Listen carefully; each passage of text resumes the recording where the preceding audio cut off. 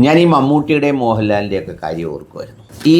അവരെത്ര അവധാനതയോടെയാണ് അവരുടെ life manage ചെയ്യുന്നതെന്നും അവരുടെ ഒരു വ്യക്തിത്വം, പേഴ്സണാലിറ്റി, അല്ലെങ്കിൽ അവരുടെ ഒരു കൾട്ട്, അവരുടെ ഒരു ഫിറ്റ്നസ്, ഇതൊക്കെ മെയിൻറ്റെയിൻ ചെയ്യുന്നത് എത്ര ഡെഡിക്കേഷനോടു കൂടിയാണെന്നുള്ളത് ശരിക്കും അവരുടെ അഭിനയത്തിനപ്പുറത്ത് കേരളം പഠിക്കേണ്ട ഒരു പ്രധാനപ്പെട്ട കാര്യമാണ്.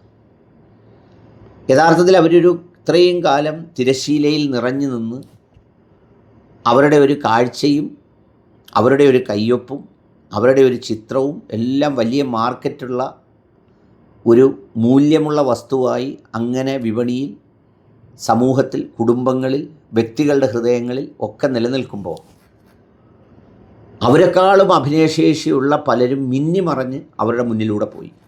അവർ മിന്നിമറഞ്ഞ് മുന്നിലൂടെ പോയത് ഒന്നെങ്കിൽ അവരുടെ വ്യക്തിപരമായ ലൈഫ് അവർക്ക് മാനേജ് ചെയ്യാൻ കഴിയാത്തതിൽ പരാജയപ്പെട്ടതുകൊണ്ട്, മറ്റു കുറേ പേർക്ക് അവരവരുടെ സ്വഭാവം, ക്യാരക്ടർ, അത് മാനേജ് ചെയ്യാൻ കഴിയാതെ പോയതുകൊണ്ട്, ചിലർക്ക് അവരവരുടെ ബാഡ് ഹാബിറ്റ്സ് നിയന്ത്രിക്കാൻ കഴിയാതെ പോയത്. ഇതിനെയൊക്കെ നിയന്ത്രിച്ചും അതിജീവിച്ചുമാണ് ഇവർ രണ്ടുപേരും ഇങ്ങനെ നിലനിൽക്കുന്നത്. ഇവർക്കെതിരെയൊക്കെ ഒരുപാട് കഥകൾ, പലതരം ഗോസിപ്പുകൾ, പലതരം പിന്നെ വസ്തുതകളെന്ന് ബോധ്യപ്പെടും വീതമുള്ള ഒരുപാട് വിവരങ്ങൾ ഒക്കെ പൊതു പ്ലാറ്റ്ഫോമിൽ, മീഡിയയിൽ, മൗത്ത് ടു മൗത്ത് ഒക്കെ ചർച്ച ചെയ്യുന്നുണ്ട്. പക്ഷേ ഈ ചർച്ചകളുടെ ഇമ്പാക്റ്റ് ഒന്നും ഇവരുടെ വ്യക്തിജീവിതങ്ങളിലോ കുടുംബജീവിതങ്ങളിലോ കാണാനേ ഇല്ലാത്ത വിധമാണ് അവരവരുടെ ലൈഫ് മുന്നോട്ട് കൊണ്ടുപോകുന്നത്. അത് യഥാർത്ഥത്തിൽ മലയാളി പഠിക്കേണ്ടതാണ്. നമ്മുടെ നാട്ടിൽ എന്തെങ്കിലും ഒരു കാര്യത്തിനൊരു ചെറിയ പ്രശസ്തി വരുമ്പോൾ, ഒരല്പം കാശ് വരുമ്പോൾ, പിന്നെ എന്തെല്ലാം ഹറാംപറപ്പുകൾ കാണിച്ചാണ് ജീവിതം തന്നെ അങ്ങ് തവിടുപൊടിയാക്കി കളയുന്നത്. ഒന്നെങ്കിൽ ഭാര്യയെ ഉപേക്ഷിച്ച്, അല്ലെങ്കിൽ കുടുംബം തകർത്ത്, അല്ലെങ്കിൽ വേറൊരു തരത്തിൽ കറക്ക് കമ്പനിയിൽ, മയക്ക് കമ്പനിയിൽ ഒക്കെ പെട്ട് ഇല്ലാണ്ടായി നശിച്ച് നാമാവിശേഷമാകുമ്പോൾ ഇവർ അവരുടെ ഫാമിലി, അവരുടെ മക്കൾ, അതിനെയൊക്കെ എത്ര പ്ലാൻഡായി അവരുടെ കരിയറിലേക്കാണെങ്കിൽ കരിയറിലേക്ക്, അല്ലെങ്കിൽ അവർ സഞ്ചരിക്കുന്ന മേഖലയിൽ അതിനുള്ള ഫ്രീഡവും അതിനുള്ള കരുത്തും അതിനുള്ള പിന്തുണയും ഒക്കെ കൊടുത്ത് വളരെ മനോഹരമായിട്ടല്ലേ കൊണ്ടുപോകുന്നത്.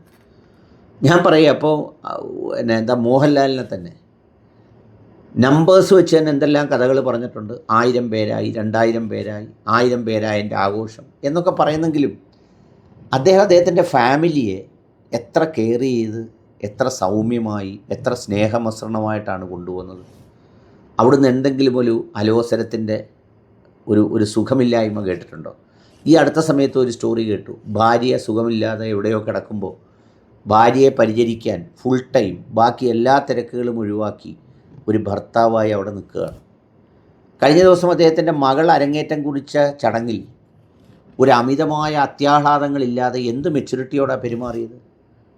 മമ്മൂട്ടിയുടെ മകൻ ദുൽഖർ സൽമാൻ വലിയ നടനായും തെന്നിന്ത്യയിലൊക്കെ മികച്ച നടനായും വലിയ ഹിറ്റ് മേക്കറായും ഒക്കെ മാറിയിട്ടും മമ്മൂട്ടി ഇളകിയില്ല എന്നുള്ളത് ഒന്ന് ആലോചിച്ച് നോക്കൂ. അത് അവരെ കണ്ടുപഠിക്കേണ്ടതാണ്. അവരെ യഥാർത്ഥത്തിൽ മലയാളികൾ അനുകരിക്കേണ്ടത് ആ ലൈനിലാണ്. അതായത് ഇത്രയൊക്കെ എല്ലാ സംവിധാനങ്ങളും ഉള്ളതിനോടുകൂടി തന്നെ സ്വയം നശിക്കാതെ അതിൻ്റെ ഏറ്റവും സൗമ്യമായ രീതിയിൽ അതിനെ മുന്നോട്ട് കൊണ്ടുപോകുന്ന ആ സ്വന്തം പേഴ്സണാലിറ്റിയെ ഒരു വൃത്തത്തിനകത്ത് രൂപപ്പെടുത്തിയിരിക്കുന്ന ആ ഒരു കാഴ്ചപ്പാടിനെ